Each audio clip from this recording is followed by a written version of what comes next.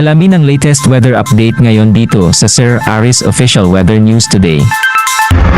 Pansamantalang lumabas sa ating area of responsibility yung minomonitor nating low pressure area at sa kasalukuyan ito ay nasa layong 765 kilometers silangan ng General Santos City.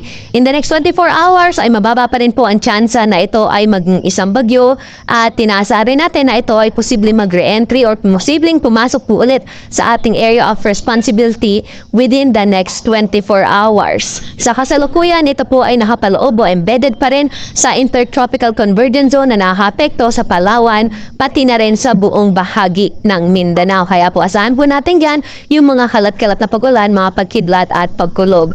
At tinasa rin natin na bahagyan na akyat po itong axis na Intertropical Convergence Zone kaya kahit dito po sa may bahagi ng Western Visayas, Negros Island Region, Central Visayas, Leyte, Southern Leyte ay inaasahan po natin na makakaranas na rin po ng maulap na kalaypan ngayong gabi na may kalat-kalat na mga pagulan, mga pagkidlat at pagkulog.